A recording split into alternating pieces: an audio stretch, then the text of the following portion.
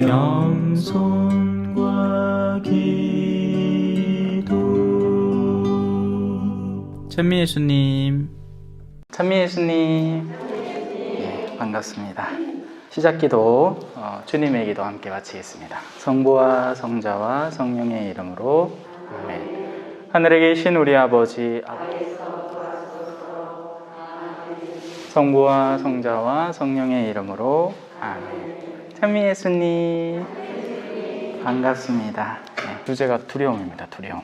겁내지 말아야 되죠. 네, 비록 바이러스 때문에 마스크는 다 꼈지만 겁을 내서는 안 됩니다. 그죠? 두려움, 다른 표현으로 겁도 있고, 그죠? 공포도 있고, 그죠? 또 정반대 의미로는 경외도 있습니다. 경외. 이건 하느님에 대한 파트죠. 오늘은 좀 얌전하게 하려고, 지난번에 막 하다가 마스크 벗겨지고 생쇼를 해가지고, 오늘은 조심조심하게 차분하게 그래 한번 해보려고요. 그래서 두려워하지 말라 라는 것에 대한 올바른 방향을 정립을 해야 되겠죠. 그러나 그 두려움이 하느님에 대한 것일 때 그건 정당하고 합당하고 올바른 것이고, 우리는 성령의 하나의 열매로서 당연히 두려워해야 됩니다. 사실 겁대가리 없는 사람들이 많잖아요, 요즘에. 그죠? 예. 이제 14주 낙태 허용이 된 셈이죠. 법이 통과되어 버렸습니다. 그러니까 14주 이전에는 여성이 원한다 하면 자기 결정권이고, 이제 애를 죽이겠다 하면 얼마든지 허용을 해야 되는 판이에요. 심지어 가톨릭 신자 산부인과 의사쌤이 있는데 나는 못하겠다 하면 그 사람은 법에 저촉되는 행위를 하는 거죠. 이거 법으로 보장된 걸 안 하겠다 하니까. 사실 문제가 지금 심각한데, 우리나라 사람들은 이미 이전부터 낙태에 동참해 왔던 거예요. 그렇기 때문에 그러려니 하는 겁니다. 다들 경험이 있고. 이게 근데 유럽이나 이런 데에서는 이 낙태를 하고 나면 일반 신부님들이 고해를 못 줘요. 특별한 그 권위를 부여받은 신부님에게 가서 고해를 할 수 있는데, 우리나라는 아직 한국 교회 사목지침상으로 성교지로 분류되고 아직 복음이 제대로 전파 안 됐다는 것을 통상적으로 알고 있기 때문에, 그러니까 불교에 있다가 이제 어른이 돼서 세례를 받고 이런 케이스들을 위해서 하는 거지. 근데 실제 흐름이 끊기붙다. 그래. 외국에는, 유럽 지역에는 이걸 굉장히 무거운 쪽으로 생각을 합니다. 문화 자체가 가톨릭적이죠. 사람들의 보편적인 사고 속에 비록 성당을 좀 게을리 나갈 수는 있지만 기본적인 사고 속에서 이미 하느님의 가르침이 삶 안에 들어와 있기 때문에 이런 것들도 이야기를 할 수 있는 거예요. 근데 아직 한국은 안 그렇죠. 살살 할락했는데 그래서 우리나라에는 지금 자꾸 헷갈리는데, 한국에는 이게 신자들 선에서부터 이미 이 체험이 많아요. 한 반에 아이들이 이렇게 40명이 모여있다. 그런데 이제 우리부터 안에 법을 정한다고 해봐요. 규율을, 규칙을 정한다고 해봅시다. 그러면 자신들이 통상적으로 하는 범주 안에 규칙이 정해지는 겁니다. 그래서 법이라는 잣대는 딱히 하느님의 뜻과는 상관없이 흘러갑니다. 그 시대의 법감정을 준수해서 이루어지는 거지 하느님의 뜻이 거기에 반영되지 않아요. 그래서 최대한 우리가 가톨릭 신자로서 목소리를 내야 마땅한데, 적어도 10분의 1의 %는 목소리가 내어져야 마땅한데 그 10분의 1이 성당이나 제대로 나오냔 말이죠. 아니라는 거죠. 그 가운데 애타는 몇 명만 잠깐 깨깨거리고는 결국 법은 법대로 가는 겁니다. 이제 남아있는 건 우리 신자들이 현실적인 그 영역 안에서 어떻게 살아갈 것이냐. 그때 필요한 게 올바른 두려움, 경외라고 할 수 있는 거죠. 또 반대로 그 반대편에 겁과 공포가 존재하는 겁니다. 이건 겁내지 말아야 될 대상에 대해서 우리가 이걸 앞으로 다뤄보고 식별하고 살펴볼 거예요. 여러분들과 나눌 텍스트의 주된 텍스트는 요한 1서 4장입니다. 제가 사랑하는 복음사가죠. 요한. 마르코는 가장 핵심적인 복음의 그 장면들을 묘사해내고 있고, 마테오는 거기에서 좀 더 그 유대인들에게 적합하게 들어먹힐 만한 이야기들을 족보 이야기부터 시작해서 나열을 하고요. 루카복음은 좀 더 심층 깊게, 심도 깊게 그 당대의 어떤 존경하는 테오필로미 어쩌고 저쩌고 하는 그런 얘기들을 하는 것 통해서 보다 합리적이고 올바로 서술된 이야기를 전하려고 늘어난 이야기를 전하죠. 그래서 루카복음이 제일 길죠. 근데 그 세 가지를 그래서 공관이라고 표현합니다. 공통된 관점을 유지한다는 거죠. 공관복음이라고 하고, 근데 이 요한은 뜬금없죠. 예. 요한은 나는 생명의 빵이다 이딴 소리를 합니다. 예. 말 그대로 진짜 이 속된 말로는 이딴 소리예요. 왜? 이해가 안 되니까. 예수님이 어디 가서 누구를 치유하고 어떻게 했다. 아, 오케이, 콜. 근데 나는 생명의 빵이다. 이렇게 쌓였기에 사람들이 못 알아듣고 이제 떠납니다. 왜 그럴까요? 내 마음은 호수요. 그대 노저오 돌아십니까? 내 마음에 노저오면 내 마음이 얼마나 아플 낀데. 안 그래요? 무슨 얘기죠? 시적 표현이고 뜨거운 사랑의 표현이고 열정의 표현인 거죠. 요한이라는 이 뭐라고 하죠? 복음사가는, 복음을 쓴 사람은 사랑에 불타오른 사람이었던 거예요. 그 마음이 없으면 요한복음과 요한서간도 제대로 이해하지를 못합니다. 사랑에 빠지면 사람이 이 정상범주를 넘어서서 이 추상을 하고 막 황홀경에 빠져드는 거죠. 다 그런 시절이 있었잖아요. 그죠? 인자 다 식어 그렇지. 한번 들어가 봅시다. 물론 요한 1서가 이제 벌써 앞에 여러 가지가 서술이 되죠. 요한의 첫째 서간 시작 부분, 처음부터 있어온 것, 우리가 들은 것, 우리 눈으로 본 것, 우리가 살펴보고 우리 손으로 만져본 것, 이 생명의 말씀에 관하여 말하고자 합니다. 분명히 존재하는, 내가 겪은, 체험한 이야기를 이 요한복음사가는 이야기를 해요. 근데 여러분, 어떤 체험을 합니까? 여러분들은 오늘 지금 저를 만났죠. 마스크 끼고 정장 차림을 한 사람을 만났습니다. 어때 보입니까? 머리는 삐죽하게 이상하게 깎아가 마스크는 끼가 본 얼굴은 안 비는데 딱 봐봐도 뾰족하게 생겼겠죠. 때거로. 예? 고맙습니다. 그 소리 한번 들어보려고. 자, 너무 웃으면 안 되고, 그죠? 우리 또 방역 수칙을 잘 지켜야 되니까. 자, 저에게서 1차적으로 보이는 모습입니다. 그러나 강의가 끝나고 나면 이 신부님은 뭔가 가르치는 게 그 신부님만의 독특한 향과 맛이 존재하는구나. 그래서 여러분들이 저를 보는 첫인상, 외견과 그리고 강의 동안 이루어질 학적인 내용도 검토가 되겠죠. 저 신부님은 적어도 이런 정도의 지식 수준은 쌓여 있구나. 근데 그것마저도 얼마든지 비판하려면 비판할 수 있을 거예요. 예를 들어서 왜 신부님은 공간을 한글로만 적으실까? 기왕이면 한자로 적어주지. 모르니? 몰라. 한자 몰라요. 학생 때 한문 뭐 했어? 공부를 열심히 했는데 저는 수학하고 이런 데 좋아했지 역사, 지리 외우는 거 있잖아요. 딱 싫어했어요. 저는 이해하는 걸 좋아했던 거예요. 그래서 신학교 가서도 철학을 좋아했습니다. 철학은 머리가 시원해지더라고요. 논리학, A는 B고 B는 C니까 A는 C다. 이런 얘기를. 그리고 그런 철학을 기반으로 한 그 위에 쌓은 믿음을 바탕으로 한 신학. 거기에 들어가니까 이제 이해가 되는 거죠. 지식 아니에요. 그 내면의 의도가 중요한 겁니다. 의도, 의지. 인간의 가장 근본 내면 안에 들어있는 그 사람이 가장 기초적으로 욕구하고 원하는 것, 그것이 무엇일까? 그걸 우리는 이해하고 알아야 세상의 다른 면모를 들어가서 살펴보게 되는 거죠. 옷을 후줄그레하게 입은 어르신을 봤다. 그러면 흔히 세상 사람들은 아유 냄새야 하고 떠나가 버리려고 합니다. 그러나 그 사람의 내면을 볼 수 있는 능력이 있는 사람이 있다면 오히려 반대로 부자의 화려한 옷을 입은 사람들 근처에 가면 아이고 냄새야, 영혼의 구린내야 하고 떠나가 버릴지 몰라요. 저를 개인적으로 잘 아는 분들은 지금 제가 입은 옷이 굉장히 특별하게 차려입은 것이라는 것을 어렵지 않게 알 거예요. 평소엔 절대 이렇게 안 입거든. 맨날 그냥 후줄그레하게 입고 다니다가 심지어는 평화방송 와서 보신 분들 계신지 모르겠지만 그 방송 나가면서도 옷을 후줄그레하고 입고 나갔더만 주변에서 얼마나 뭐라 하는지. 그래 이제 오늘 지난번 특강, 요번 특강 때 한번 차려입고 와봤습니다. 좋아요? 네. 여가 쫑기가 죽겠어 지금. 아시는지 모르겠는데 쪼그려 앉지도 못하겠어요. 터질까봐.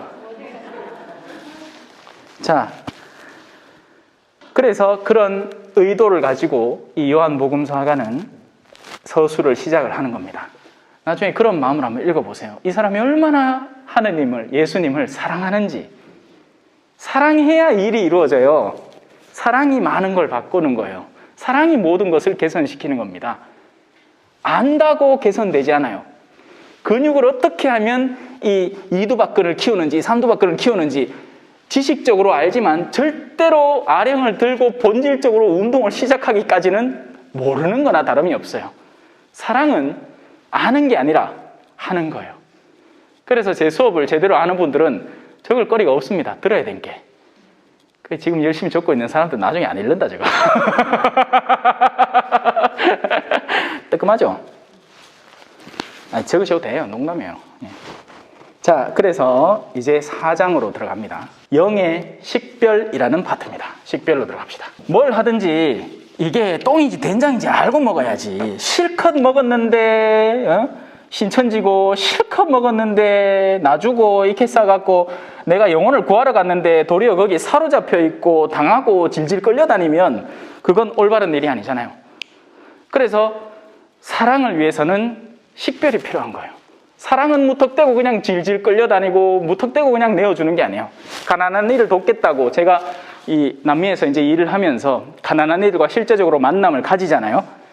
우리는 흔히 뭐 아프리카 아이들이 막 팔이 기댕기고 막 하면 하고 싶어갖고 이제 막 푼돈 막 쥐줍니다. 그죠? 그러면 나는 나대로 도왔다는 느낌 쫙 들고 가는 가대로 잘 살겠지 가는 느낌 들고 또 거기서 뭐 받습니까? 편지 받고 사진 한 장 딱 받는다. 그죠? 뭐 잔뜩 들고는 고맙다 하는 편지를 짜자자자자작 써서 보내는 것 같아요.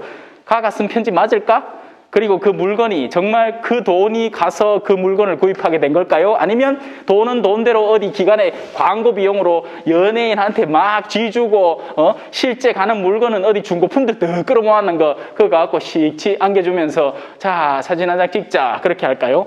아무도 모르는 일이지. 단지 제가 아는 현실은 그중에 어떤 개신교 목사님은 골프 치러 다니고 누구는 씨가 빠지게 동네를 돌아다니면서 가난한 사람들 만나고 직접 체험하고 그들과 마주하고 그들의 어려운 현실을 돌보려고 하는데 누구는 사진 몇 장 찍어서 그쪽에 한국에 보내면 어마어마한 펀드가 날아오고 이게 뭐냐는 거예요. 이게. 사랑하는 여러분, 아무 영이나 다 믿지 말고 그 영이 하나님께 속한 것인지 시험해 보십시오. 영이 존재한다고 했죠. 제가 아까도 육체, 제 복장, 생김새, 몸의 건강도, 근육의 발달 상태, 미모 뭐 이런 거 다 포함하는 거. 지성, 또 감성. 감성은 연예인들, 그죠? 노래하고 춤추고, 지성은 우리 학자들, 똑똑한 사람들. 그러나 이 모든 것들의 영역은 바로 그 핵심의 영혼, 그 영혼의 의도로부터 다 뿜어져 나오는 거예요. 어떤 영혼의 근본 의도를 가지고 있느냐에 따라서 자신이 가진 모든 것을 바탕으로 사랑을 할 수 있는가 하면 혹은 선, 같은 얘기예요. 진짜 사랑이 진짜 선이야. 그냥 착해 보이는 아이고 니 참 착하네 가는 비미한 걸 수도 있어요. 착한 게 아니고 그냥 사람 좋은 거. 그 반대편에 뭐가 있을까요? 악이 있는 겁니다. 이 영은 항상 두 가지 종류의 끌림을 받고 있는 거죠. 암만 악한 사람이라도 내가 이렇게 해도 되나 하는 의문이 생겨날 수 있습니다. 암만 착한 사람이라도 내가 이래 사는 게 무슨 득이 될까 하는 의심이 생길 수 있습니다. 악의 유혹을 받고 선의 이끌림을 당하죠. 인간의 영혼은 항상 50대 50으로 가운데 딱 서 있는 셈이에요. 암만 악해도 그만큼의 또 선으로의 방향성을 항상 열려 있는 거죠. 그 사람에게는. 반대로 우리가 암만 뭐 신부다, 열심히 사는 신부다, 막 강의를 100회 하고 막 교리서까지 쓰고 막 매일매일 같이 실시간 미사를 하면서 사람들한테 복음을 전하는 신부다. 악의 유혹을 그만큼 받는 겁니다. 나도 돈 한 벌어볼까? 얼마 전에 스님이 아주 플렉 스님이 돼가지고 페라리를 몰고 다닌다 하는데 나도 그쪽으로 한번 샥 나가 사람들을 한번 샥 꼬신발이 제대로 한번 해가 한 사람당 한 보자 4,500만 원, 한 5,600만 원 하면 대충 페라리 값 나오는데 그게 항상 열려 있는 거예요. 물론 산전수전 겪었지만 닫혀 있는 게 아니에요. 아직 또 앞으로 어떤 유혹이 어떻게 다가올지, 젊은 시절의 혈기가 지나갔다 생각하지만 또 어떤 이쁜 아가씨가 신부네 사실은 저 당신 너무 사랑해요 하면 또 마음이 콩닥콩닥 끓일까 아이가? 영혼은 항상 유혹과 끌림에, 선의 끌림에, 이끌림에 열려 있습니다. 그래서 우리가 하는 일이 의미가 있는 거예요. 이 세상에서 그래서 심판하지 말라는 이야기가 나오는 겁니다. 심판이라는 건 이 사람은 분명히 악에 끝났다, 쫑났다. 이 사람은 절대로 여기 못 온다. 이게 심판이에요. 그건 누가 하는 일이다? 하느님이 하시는 일이에요. 우리가 아니에요. 우린 몰라요. 말 그대로 우리가 지금 비판하고 있는 그 플렉스님도 다시 거기에서 진짜 마음을 돌이켜서 내가 그동안 잘못 살았구나 돌아올지도 모르는 일이죠. 또 반대로 지금 저 사람 너무 거룩해 보여. 정말 어떻게 저렇게 맨날 24시간 하느님 얘기만 할 수 있을까 하는 사람도 언제든지 기울어질 수 있는 상황에 놓여 있으니까 항상 시험을 통해서 그 영을 식별해 가야 되는 겁니다. 거짓 예언자들이 세상으로 많이 나왔기 때문이죠. 거짓 예언자. 자, 예언이라는 것. 이 마카페는 앞으로 떨어질 겁니다. 저는 예언자예요. 미래를 예언했잖아요. 그죠? 그리고 다시 제 손에 돌아올 겁니다. 이 지상의 사물들은요, 예측이 가능해요. 중력이 존재하고 손가락에서 떨어뜨리기만 하면, 놓기만 하면 떨어질 건 뻔할 뻔짜입니다. 그래서 예언할 수 있는 거예요. 여러분들이 자발적으로 점집을 찾아가죠. 이미 여러분들의 내면 안에는 어떤 특정 종류의 성향이, 중력이, 끌림이 존재하고 그걸 읽어낼 줄 아는 존재가 그에 대해서 이야기만 해주면 됩니다. 당신 뭐 좀 조심해야 되겠는데? 그럼 조심해야 돼요. 왜? 그 일이 일어날 테니까. 길 가다가 나무 만나지 마소. 왜 안 만나노? 사람이 악의 성향에 젖어들기 시작할 때, 즉 하느님이라는 전능, 선, 그 자체이신 분의 영향력에 있지 않을 때 한 사람은 항상 무게감을 지니고 있고 그 무게감은 악마가 쉽게 읽어내는 것입니다. 이혼을 하고 싶다거나 돈을 벌고 싶다거나 그러면 돈을 벌 유혹거리를 던져주면 그쪽으로 한 걸음 더 나오겠죠. 돈 벌고 싶은데 돈 벌게 해주겠다는데 얼마나 좋아. 이혼하고 싶다는데 이혼할 방법 찾아주겠다는데 얼마나 좋아. 우리가 어떤 종류의 이야기를 듣죠. 먼저 우리 안에 결정되어 있는 경우가 많습니다. 내가 특정 대상을 증오하기 때문에 그 증오의 이야기를 듣고 싶어 하는 거지 그 반대 이야기는 절대 안 들으려요. 맞죠? 사람이 언제 제일 합리적이고 언제 제일 딱 자기 이성을 최대한 쓸까요? 증오할 때 그래요. 누구를 미워할 때 그런다고요. 그래서 다른 나라 언어 배울 때 성질나면 언어 제일 빨리 배워요. 시장 가고 물건을 샀는데 이 사람이 나한테 지금 사기를 치는 것 같은데 내가 이걸 제대로 설명해야 되는데 mira, usted me dijo que eso es cuánto vale así y ahora yo pagando tanto dinero 성질나면 말이 막 절로 나와. 그렇게 말 배우면 돼요. 그래서 책으로 한번 공부해봐야 언어 안 납니다. 현지 가서 성질 한번 나보면 금방 말 들어요. 왜냐하면 이야기하고 싶거든. 그리고 그 이야기하고 싶음의 강도는 사랑에도 자극받지만 증오에도 자극받거든요. 예언이라는 것은 그냥 일을 예측한다고 해서 예언이 되는 게 아니에요. 그건 이놈도 하는 겁니다. 당연한 얘기겠죠. 인간보다 속된 말로 1000배나 똑똑하다는데 예전에 장미의 이름이라는 소설책이 있었습니다. 거기 나오는 아주 수사 한 명이 이 머리가 비상한 사람인 거예요. 그래서 마치 셜록 홈즈 그런 소설책 알죠? 보자, 복장에 뭐가 묻어있고 흰 가루가 묻어있는데 저 가루는 어디 지역의 출신이고 하니까 당신은 오늘 누구 만나고 왔고 하고 왔고 주절주절 되면 다 맞는 얘기야. 악마도 인간을 읽어내는 겁니다.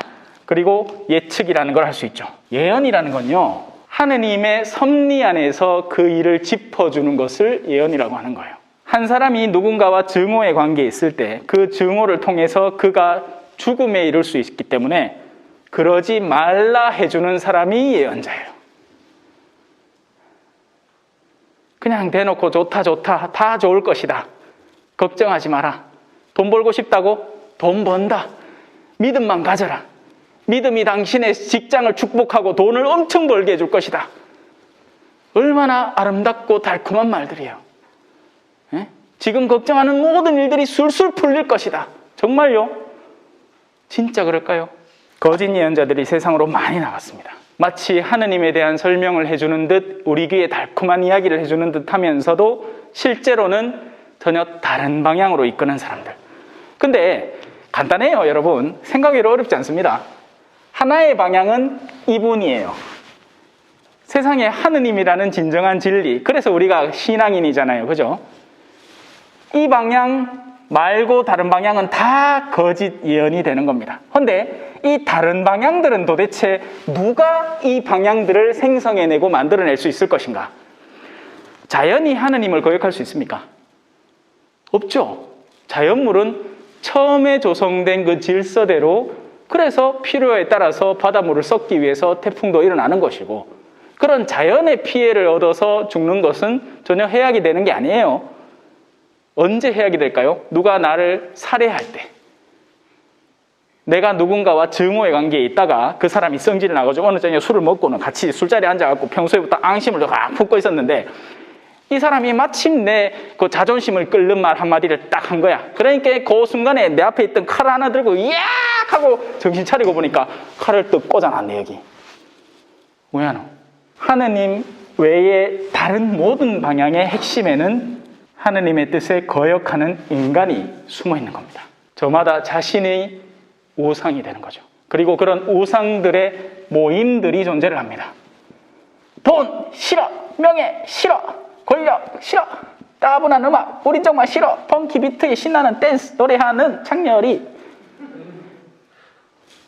자신의 욕구를 충족시키는데 아주 효율적인 도움을 주는 그 중에 제일은 돈이니라.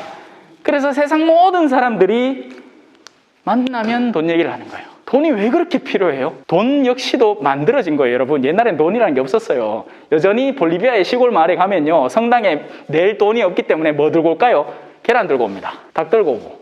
하느님께 감사하는 마음을 표현하는데, 근데 돈이라는 수단이 있으면 쉽고 편하잖아요. 뭐 어디 닭 중에 이쁜 닭 하나 골라갖고 또 혹시나 뒷공대에 똥가루 묻었을까 싶어 털어내고 털 고르고 이래갖고 성당 아이고 이거 주님께 드릴 예물입니다. 이 칼 필요 없이 그냥 주문해서 쓱 몇천 원 꺼내가 딴 사람 어떤 어르신이 막 집에서 아이고 네 우리 아들이 준 용돈 얼마 안 되지만서도 그래도 이거 하느님께 바치는 긴데 그래 또 다림질까지 싹 해가 옛날 어르신들 그랬다 할기네. 실제로 그랬어요. 성당에 돈 받아보면 어떤 돈은 나갔는데 빳빳해. 왠가 이렇게 어르신이 집에서 다림질을 하는 기라. 그래 다림질 했는 5,000원 낸다. 근데 나는 옆에서 보다 아이고 저 할매는 저 꼴랑 저거 내나 아이고 이 정도는 내야지 하고 빳빳한 새 돈이지. 그 남자는 금방 은행에서 찾아왔으니까. 근데 자기는 평소에 술값만 250만 원씩 쓰는 사람인데 뭐 이 정도 내면 아무도 내보다 많이 낸 사람 없겠지. 되냔 말이죠 그게. 이 유혹에 시달리기 때문에 거짓 예언자가 되는 겁니다. 하느님께 언뜻 인도하는 것 같지만 실제로는 자신의 욕구를 채워서 사람들을 현혹시켜서 자신의 그 욕구를 충족시켜주는 수단으로 만들려는 거지 진짜 예언자가 아니란 말이에요. 진짜 예언자는 누구에게 이끈다? 하느님에게 사람들을 이끌어갑니다. 그리고 자신은 나중에는 빠져도 상관없어요. 언제든지 죽어도 상관없다고요. 무슨 말인지 아시겠어요? 여러분은 자 하느님의 영, 자 우리 인간에게 영이 있고 하느님도 당신의 영을 지니고 있습니다. 이걸 우리 교회 통상적인 표현으로 뭐라고 할까요? 그렇죠, 성령이에요. 거룩한 영. 이 거룩함이라는 단어 자체를 우리는 심각하게 생각해 본 적이 없습니다, 솔직히. 여러분들도 언제든지 원한다면 이 영을 받아들일 수 있는 거예요. 사실 솔직하게 얘기하면 이 영을 받아들인 게 아니고 우리가 이 영에 우리의 의지를 봉헌해서 그 영으로 되는 거죠. 우리가 성령이 되는 거예요. 왜? 그분이 우리보다 더 크신 분이시니까. 그분은 하느님의 영이시니까. 여러분은 하느님의 영을 이렇게 알 수 있습니다. 이게 사실은 굉장히 어려운 파트입니다. 예수 그리스도께서 사람의 몸으로 오셨다고 고백하는 영이 그 영이다 라고 합니다. 이게 무슨 말이냐? 예수 그리스도, Jesus Christ. 신학교 때 항상 필기할 때 이 교수님이 앞에서 주주주주주주주 얘기하는 거 신학생이 다다다다닥 받아 적어야 되거든요. 그럼 그 속도가 따라오나? 그래서 예수 그리스도 무조건 이렇게 적는 거예요. 예수님은 골뱅이 그리고, 아니 하느님은 골뱅이 그리고 태웠으니까. 그러면 막 필기를 바르륵 할 수 있습니다. 예. 제가 필기 하나는 진짜 잘했거든요. 예. 강의록을 거의 그냥 토식 하나 안 틀리고 다 쓸 정도로. 예수 그리스도께서 사람이 되어 오신 거예요. 이만희가 이 얘기 한 번도 안 했을까요? 그럼 가도 그 얘기 했네. 그럼 가도 그 사람도 성령에 사로잡혀서 얘기 아니란 말이죠. 예수 그리스도께서 사람이 되어 오셨음을 고백한다는 것은, 여러분, 말이라는 것은요, 말에도 외형이 있고 실속이 있습니다. 얼마 전에 그 스님은 열심히 말했지만 그게 결국 모두가 공허라는 것이 드러났기 때문에 사람들이 성질내잖아요. 왜? 말과 삶이 달랐으니까. 우리의 말도 똑같습니다. 우리는 무슨 말을 하고 그 말을 어떻게 지키느냐. 야야, 아파트 값이 올랐단다. 그러고는 실제 걱정을 막 하고 있고, 아니면 자기 아파트 값에 의해서 따라서 기분이 업됐다가 다운됐다, 업됐다가 다운됐다, 위아래 위아래 하고 있어. 그러면 그 사람은 말과 실속이, 말과 삶이 완전히 하나 돼서 표현되고 있는 거죠. 안타깝게도 그 방향이 하느님과 전혀 상관없는 세속의 방향이라 그렇지. 예수 그리스도께서 사람이 되어 오셨다는 것은 그분의 모든 말씀과 그분의 삶, 그 삶 가운데 핵심인 십자가와 부활 사건에 대해서, 그것이 이 2000년 전의 한 인격, 그분에 의해서 온전하게 표출되었고, 그리고 우리가 그분을 안다라고 표현한 겁니다. 저는 아직 남자를 모르는데 어떻게 그런 일이? 니 진짜 남자 모르나? 보면 알잖아. 그 말이 아니죠. 남자를 안다, 모른다 하는 것은 그 남자에 대한 체험에 대한 이야기입니다. 여러분은 예수 그리스도를 아십니까? 아니면 예수 그리스도의 정보를 습득해 계십니까?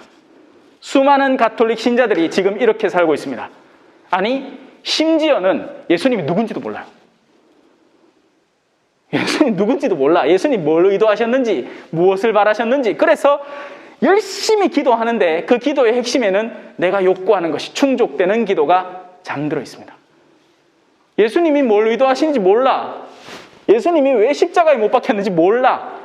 예수님이 왜 이 땅에 오셔서 그렇게 3년이라는 시간 동안 그대 나를 잊을까 그렇게 애를 쓰셨는지 몰라. 그냥 내가 하고 싶은 거 교회라는 껍데기 안에 들어가서 하는 척 하는 거야. 수도원 밖에 있던 사람이 돈을 벌기 위해서 애를 썼습니다. 왜?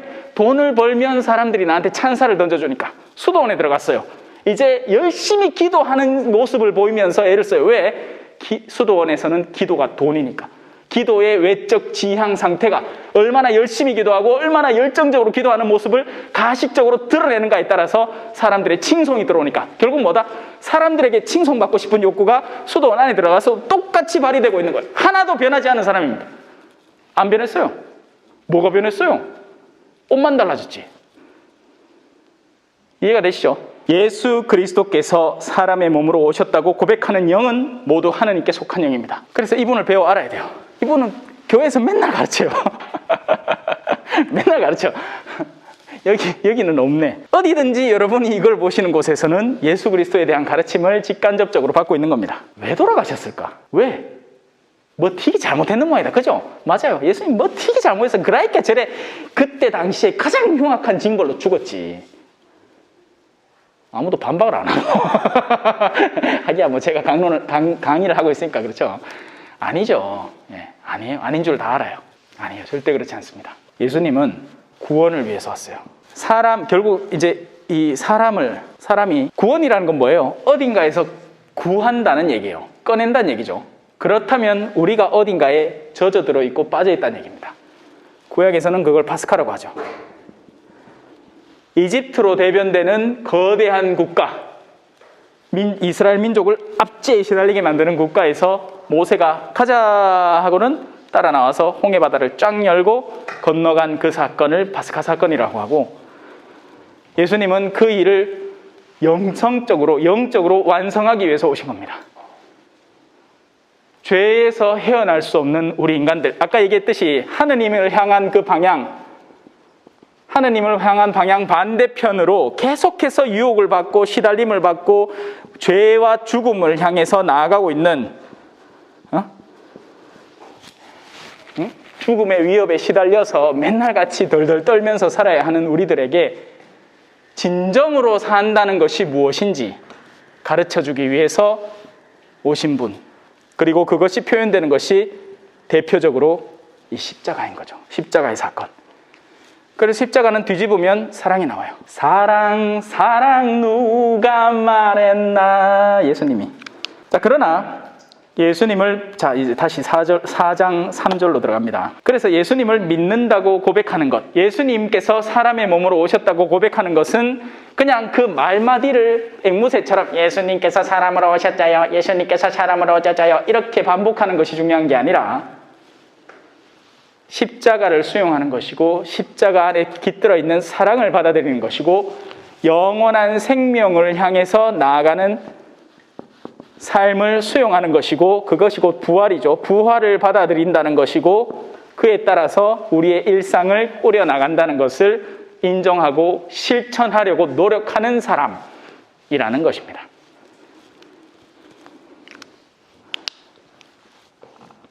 그러나 예수님을 믿는다고 고백하지 않는 영은 모두 하느님께 속하지 않는 영입니다. 오직 인간만이 하느님을 거부할 수 있어요. 그렇게 하느님의 모상을 지니고 태어났기 때문이죠. 하느님을 닮아 있는 거예요. 그래서 그 내면이 하느님스럽게도 변할 수 있고, 정반대로 하느님과 정반대, 하느님을 증오하고 적대시할 수도 있는 관계로 발전할 수까지 있는 거죠. 그것이 그리스도의 적의 영인 겁니다. 무슨 그리스도의 적이 무슨 오맨 영화처럼 하고 태어났는데 뿔달리가 태어나고 꼬리 막 팔랑팔랑 뱀장어 꼬리 막 날개는 박쥐 날개 달고 막 태어나, 그러니까 그 그리스도의 적이 태어났다 이렇게 하는 게 아니라, 그리스도의 적을 형성하는 영혼들이 이미 세상에 존재하는 겁니다. 물론 정말 어떤 특정한 때가 되면 그 대표격인 어떤 존재가 생겨날 수 있겠죠. 하지만 그건 하느님만이 아시는 거예요. 그때가 언제일지, 그 인류의 최종 종말의 단계가 언제일지는 성경 자체에서 얘기하잖아요. 궁금해하지 마라. 하느님만 아신다. 그날과 그때는 하느님만 아신다. 우리는 우리 자신이 그 그리스도의 적의 영예로 동참하지 않게끔 조심할 필요가 있죠. 지금 내 코가 석자인데 뭔 놈 세상 종말 따지고 있노. 그죠? 그 영이 오리라고 여러분이 전에 들었는데 이제 이미 세상에 와 있습니다. 자녀 여러분, 여러분은 하느님께 속한 사람으로서 거짓 예언자들을 이미 이겼습니다.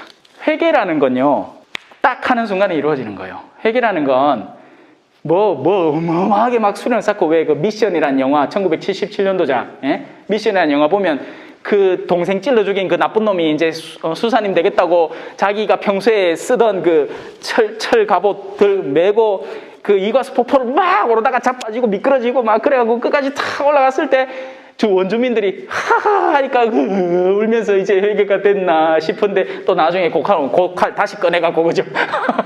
고칼 다시 꺼내갖고 자기 수도원 망가뜨린 나쁜 놈들이라고 싸우러 가잖아. 회개라는 건 일순간에 일어나는 거예요. 하느님을 저버리고 있던 영혼이 하느님에 대한 인식을 되돌릴 때 그 순간 회개가 일어납니다. 그래서 예수님의 오른편에 있던 강도가 낙원에 들어갈 수 있었던 거예요. 문제는 뭘까요? 지속적이지 않아. 그 순간뿐이에요. 성사 볼 때 얼마나 뉘우칩니까? 신부님, 요번 한 번만 용서해 주 있어. 그러면 내가 다시는 내가 고래 안 한다 하면서 그 다음 주 와가 똑같이 고백하잖아. 맞죠? 그래서 깨어있음이 중요한데 여기에서 개신교하고 천주교가 싸울 이유가 전혀 없는 겁니다. 개신교가 말하는 건 믿어라. 구원받을 것이다. 맞습니까? 틀립니까? 맞아요. 왜? 구원은 우리 인간의 힘으로 하는 게 아니거든요. 구원은 내가 내 철갑옷 쥐고 거기를 올라가야만 구원을 얻는 게 아니라고요. 구원은 이미 내가 회개한 순간부터 나에게 선물되는 거예요. 하느님의 능력으로 이루어지는 거죠. 그러면 가톨릭이 말하는 수독 생활의 의미는 뭘까요? 그 믿음을 유지하는 데는 반드시 우리가 그 믿음 안에서 살아가려는 노력이 유지되어야 되는 거예요. 맞잖아요. 오늘도 운동하고 내일도 운동하고 그 다음 날도 운동하는 사람에게 이거 들어주세요 하면 우쇼 하고 들면 그만 금방 들어요. 그런데 오늘부터 운동해야지 결심만 했어. 운동 안 했어. 그 다음 날 와갖고 누가 와갖고 야, 니 왜 나한테 지난번에 그랬나 하고 슬쩍 밀었는데 펄썩 엎어져 쁩니다. 유혹은 항상 우리를 도사리고 있다고 얘기했죠. 내가 강인하게 나 자신을 하느님 안에서 실천하고 생활하고 내 몫으로 삼는 사람은 유혹이 와도 쉽게 쓰러지지 않습니다. 지금까지 어떻게 내가 버텨온 삶인데. 또 반대도 마찬가지죠. 반대도 악의 습관에 푹 쩔어져가지고 하부르야 이수라 내수라 내가 니를 마실게 니가 나를 마시라 그렇게 하면서 30년을 살아온 사람이 오늘부터 술 끊는다 얘기할 수 있죠. 끊깁니까? 내 존재 안에 알코올의 향기가 너무나 극한 그리움으로 남아있는데 끊기냐 말이에요. 제가 이렇게 분명하게 얘기할 수 있는 건 제 체험이 녹아있기 때문에요. 제가 요즘은요 술을 거의 안 마시다시피 해요. 그러면 제 안에 알코올에 대한 그 극한 그리움이 없을까요? 친구들을 하고 올려갖고 저녁 늦게 서로 취해갖고 혀꼬인 소리로 맞자 그래 야 니 보이 니 멋있다 이런 그 서로의 친교를 나누는 그런 시간들 그런 기억들은 고스란히 남아있는 겁니다. 계속. 그리고는 야 오늘 그래 한번 그래 훅 놀아라 뭐 어때 이런 유혹들이 저를 잡아 끄는 거죠.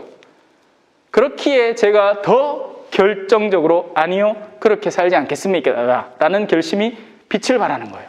아니고 처음부터 술 마셔본 경험이 없어.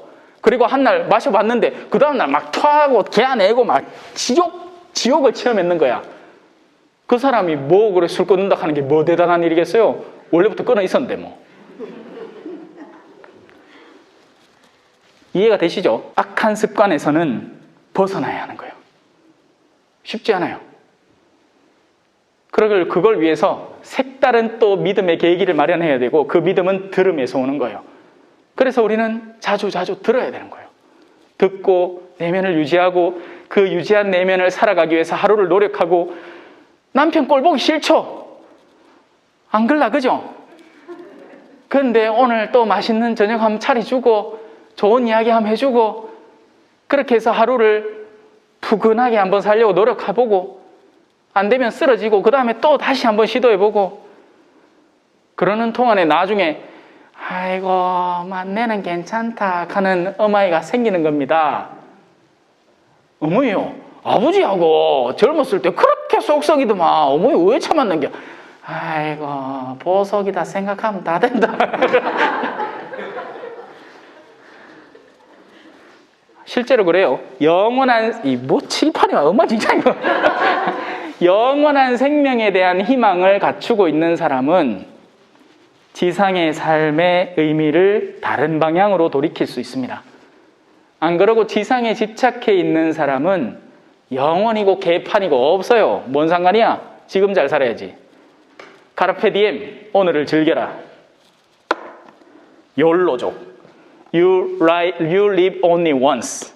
그걸 줄여서 욜로라고 얘기하죠. 포항의 어떤 카페 이름이 욜로예요. 한 번만 산다 이 말이에요. 한 번만 산다. 그러니까 오늘 즐기고 가라고.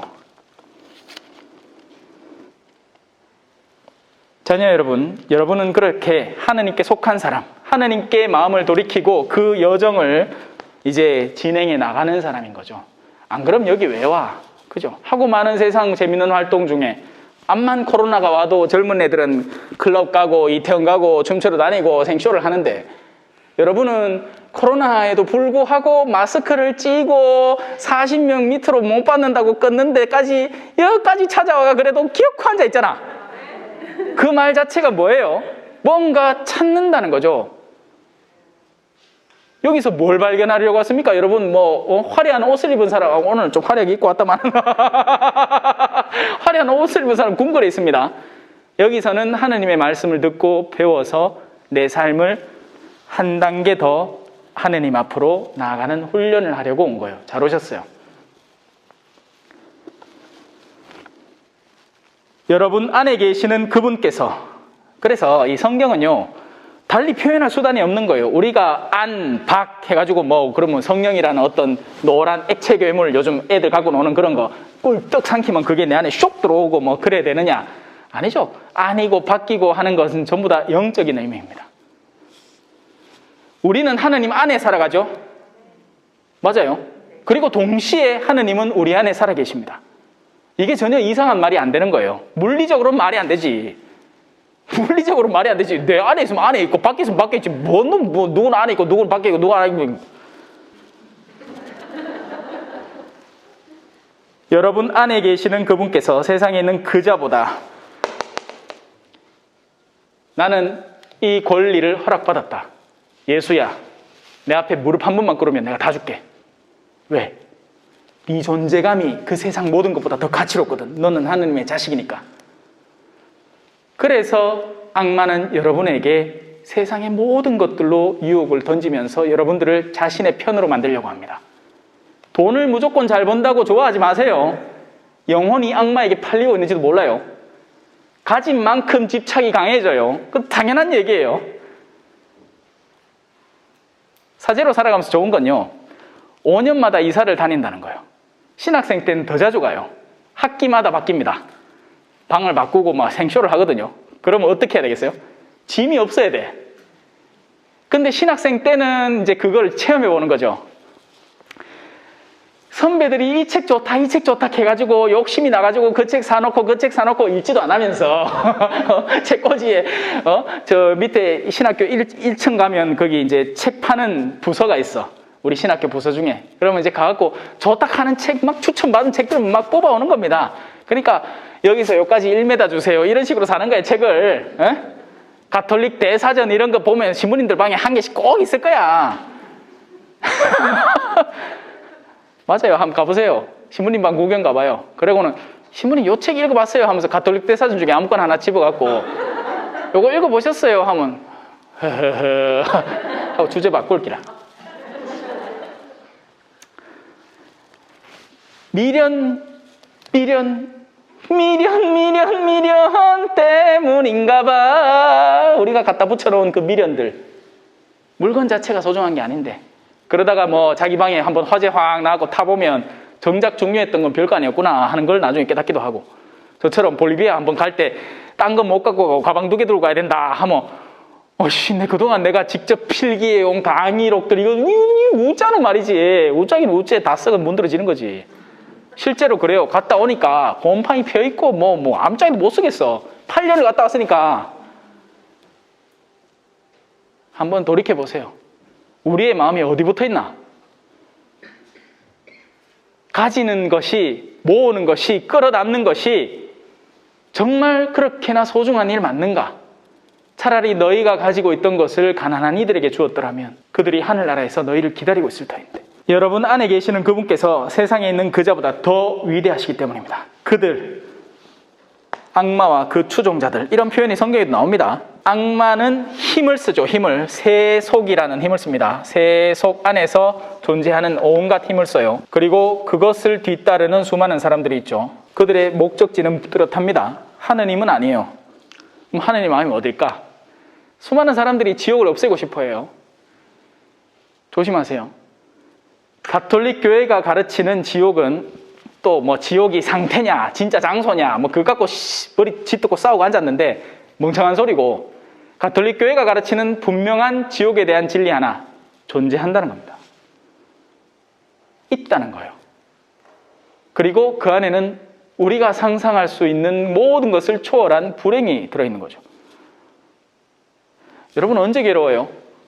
몸이 뜨거우면 괴롭겠죠? 지옥을 장소라고 생각하고 그 불이 활활 타오른다고 한번 생각해 보세요. 아니에요. 몸은 타고 나면 없어집니다. 통증을 느낄 대상 자체가 사라지고 나면 그걸로 인해서 괴로움을 겪진 않아요.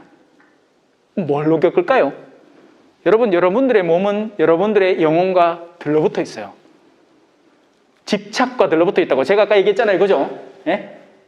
연예인이 손에 보험 5천만 원짜리 들어놨고 막 했는데 어느 날 교통사고가 띵 나왔고 상체가 쭉 나쁘어. 그러면 그 마음이 어떻겠습니까? 돈벌이 수단인데. 나 같은 사람은 대구 강변 공원에 가갖고 이거 스쿠터 바퀴 큰 거 2개 달린 거 있잖아요. 그죠? 그거 타고 가다가 바닥 자빠져가 상처 나고 아직도 상처 남았죠. 흉터 이거. 예? 여기도 박히고 꼬라지가 아주 가관이었습니다. 그때. 그래도 괜찮아. 내가 처자식이 있나? 누구한테 잘 빌 게 있나? 그죠? 그래서 사람들이 물어보, 신부님, 그건 뭡니까? 내가 요새 오상을 좀 받았나? 한참 반창고 붙이고 다닐 때는, 그때 그 강변에서 내가 17대1로 싸워. 사람들 믿어. 내가 인상이 험악하니까. 세상에 속한 자들이 되지 마십시오. 하나님께 속한 자들이 되세요. 그분의 거룩함의 속성을 파고들고 그분에게서 배워나가는 사람들이 되시라고요. 언젠가는 내려놓아야 마땅한 거기에 들러붙어 있다가는 영혼이 거기에서 분리될 때 어마어마한 고통이 우리에게 다가옵니다. 아직까지 그 신학생 때 있던 책들을 지고 싸고 다니는 신부님들이 많아요. 여러분 읽지도 않으면서 그중엔 진짜 한 번도 안 읽은 책도 많아. 그게 다 미련이라는 거죠. 저는 다행히 볼리비아에 갈 때 또 거기서 나올 때 그런 체험을 통해서 탈탈 한번 털어보는 거예요. 나올 때는 진짜 재밌었습니다. 요거는 누구 죽고 요거는 누구 죽고 우리 동네 아들 중에 요거를 주면 가는 참 좋아하겠다. 이런 기쁜 체험을 얼마든지 할 수 있는 거죠. 어릴 때 왜 크레파스 24색 이런 거 사가지고 내가 제일 좋아하는 색만 끝까지 남아있다가 한 번도 안 쓰고 결국 버리는 거. 그런 체험 없습니까? 오! 시간이 다 됐다. 자, 마무리를 할게요. 사실 지금까지 배운 거예요. 지금까지 뭘 배웠느냐? 사랑하는 여러분, 서로 사랑합시다. 사랑은 하느님에게서 오는 것이기 때문입니다. 사랑 우리 계속 신앙 안에서 되뇌이고 난리 나는데 이분에게서 사랑이 오는 거예요. 그리고 그 사랑의 품 안에 있는 이들은 자동적으로 하느님의 속성인 영원을 지니게 됩니다. 이거 왜 껴요? 이거 죽을까봐. 그죠? 죽을까봐. 걸려갖고 아프고 중환자실 갔는데 병실 다 차있고 차 안에 있다가 죽을까봐. 조심하는 게 맞아요. 이걸 안 하는 게 현명한 일이 아니에요. 식별을 통해서 다른 이에게 피해를 줘서는 안 되니까 최대한 그런 일은 예방하는 게 맞고 위험을 가중시킬 일은 피하는 게 맞습니다. 그런 일을 하지 말라는 게 아니에요. 근본적인 삶을 어디에 둘 것인가? 영원을 살고 싶은가? 아니면 끊어져 버릴 지상의 삶 안에서 허덕이고 싶은가? 라는 질문을 스스로에게 던져야 되는 거죠. 사랑하지 않는 사람은 하느님을 알지 못합니다. 너무나 단순한 논리예요. 근데 사랑을 진짜 안 할까? 사람이 사랑을 해요. 단지 대상이 전혀 달라져 있기 때문이죠. 그리고 우리가 하느님 아닌 존재를 사랑할 때는 반드시 나의 분신이 그 안에 숨어 있습니다. 그러니까 결국 나를 사랑하는 거예요. 나 자신을 사랑하기에 돈을 사랑하는 거고 나 자신을 사랑하기에 이쁘장한 대상을 사랑하는 겁니다. 하느님 안에서 사랑하는 사람은 내 배우자의 모습을 그대로 받아들여요. 그런데 나 자신을 사랑하는 사람은 내 배우자를 내 모습으로 변환시켜서 받아들이는 겁니다.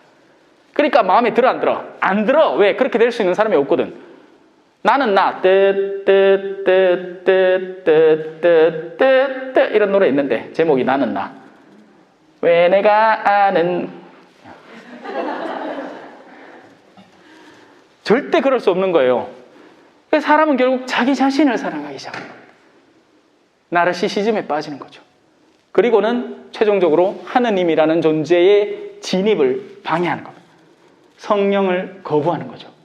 하느님께서는 나를 영원으로 초대하고 싶어하고 참된 사랑으로 초대하고 싶어하고 서로 하나 되는 체험을 시켜주고 싶어하는데 그게 갈수록 막히는 거예요. 이게 환경도 중요하거든요. 지금 아이들이 앞으로는 더 심해질 거예요. 그럴 수밖에 없어요. 단절돼 있잖아요. 학교 가본 적이 없잖아요. 형제가 없잖아요.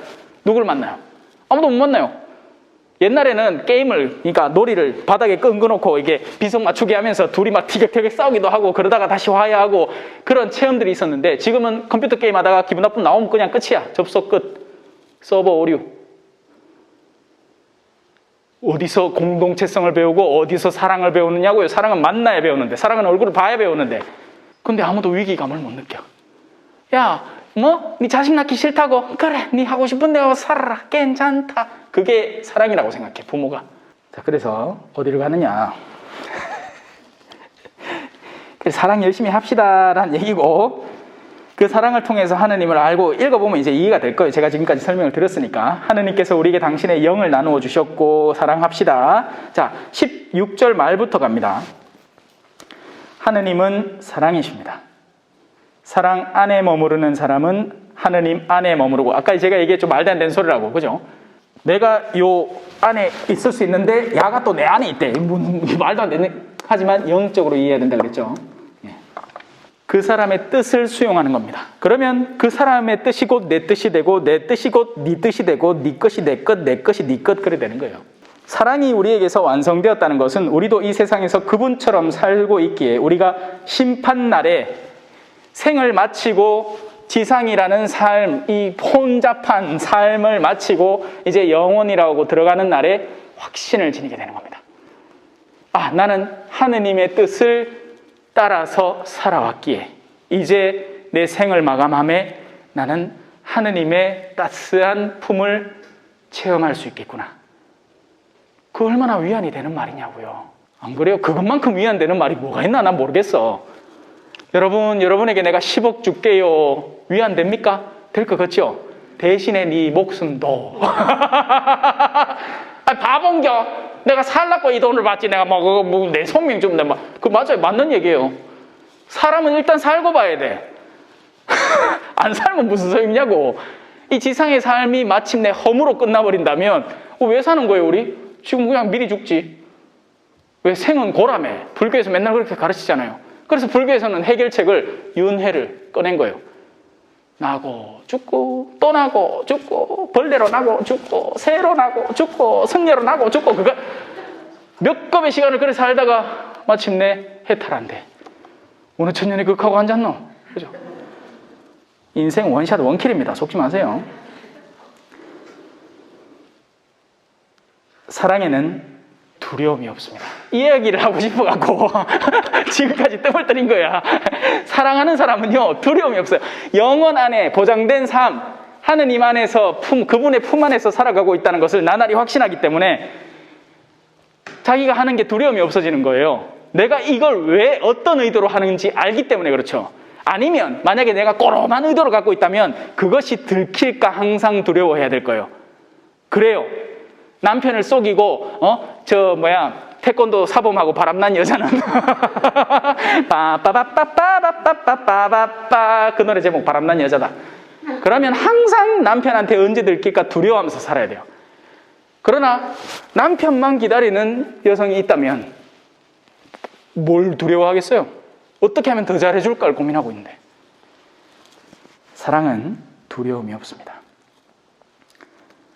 완전한 사랑은 두려움을 쫓아냅니다. 두려움은 벌과 관련되기 때문입니다. 두려워하는 이는 아직 자기의 사랑을 완성하지 못한 사람이 되는 거죠. 하느님을 사랑한다면서 내 공복제 안 지키는데 그분이 그래도 나를 사랑하실까요? 내 아직 성사 안 받는데 성체 모실 수 있나? 두려워 죽겠다. 내 어쩌나. 그 모든 것들이 어디에 근거하는 거다? 두려움에 근거합니다. 그러면 아직 사랑이라는 것에 대한 제대로 된 맛을 못 봤다는 얘기예요. 사랑하는 사람은 애기가 자빠졌어. 아빠 내 쓰러져서 나 사랑 안 할 거야. 이래 묻지 않잖아. 아빠 하면 아빠가 아이고 약 발라주고 끝. 과연 우리의 신앙생활에 어떤가? 두려움의 근거에 있나? 참된 사랑의 근거에 있나? 저는 끝나고 이제 달려갑니다. 기차 시간 때문에. 보고 잡다고 잡지 마시오. 막달라 마리아에게 예수님이 말했죠. 나를 잡지 마라. 그 말은 막달라 마리아가 부활한 예수님 옷자락으로 붙잡고 가지 마소 이랬다는 얘기가 아니라 막달라 마리아가 예수님을 너무나 간절히 바라는 그 마음이 부활하신 예수님의 마음을 끌고 있는 거예요. 그래서 아버지한테 갔다 올게. 기다려라. 잠깐만 나를 놔둬. 우리가 사랑하는 것은 그분께서 먼저 우리를 사랑하셨기 때문입니다. 누가 나는 하느님을 사랑한다 하면서 자기 형제를 미워하면 그는 거짓말쟁이입니다. 설명을 조금만 더 드리고 싶은데, 미워한다는 건요, 그 존재 자체를 거부하는 겁니다. 결코 합일될 수 없는 상태예요.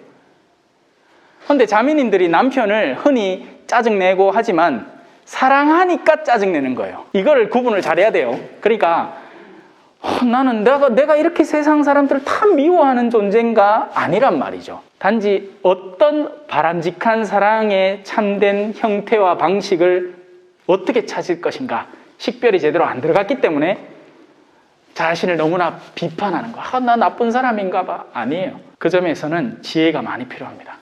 배워야 되죠. 무엇이 사랑인지, 무엇이 증오인지를 배워야 돼요. 어떤 사람은 딴 사람한테 되게 친절해. 헌데 절대 사랑하지 않아요. 친절하게 하는 게 자기에게 득이 되니까 그걸 써먹는 거지. 반대로 어떤 사람은 냉정해 보여. 신부님이 새로 본당에 부임을 했는데 전에 있던 신부님하고 너무 달라. 그러나 그 신부님은 어쩌면 본당 공동체를 진짜 사랑해서 이 본당 공동체의 진정 유익한 일이 무엇인지를 올바로 식별을 하고 그 일을 실천하느라 사람들에게 냉랭해 보일 수 있는 겁니다. 이해가 되시죠? 사랑을 감정과 치환하지 말라고요. 그냥 감정적 끌림을 사랑이라고 착각하지 말란 말이에요. 사랑은 때로는 올바름도 존재해야 되고 분명한 선도 그어줘야 되고 아닌 걸 아니라고 하는 용기도, 예언자의 용기도 필요한 겁니다. 당신은 그렇게 살다가는 영원히 어둠을 체험할 수 있습니다. 올바른 경고를 해줄 줄 알아야 그게 진짜 사랑이죠. 아니고 좋은 게 좋은 거다. 그러고 싶나? 마약하고 싶다고 함 해봐. 어때? 술을 도가니로 퍼먹고 싶다고? 퍼먹. 네 삶이지 내 삶이야. 그 사람이야말로 너와 나는 상관없다. 미워하는 사람. 눈에 보이는 자기 형제를 사랑하지 않는 사람이 보이지 않는 하느님을 사랑할 수는 없습니다. 우리가 그분에게서 받은 계명은 이것입니다.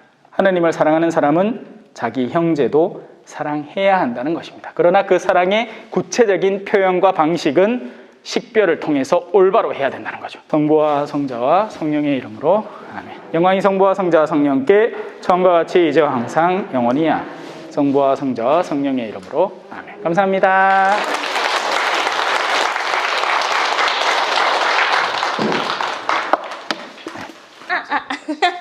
찬미 예수님, 겸손과 기도.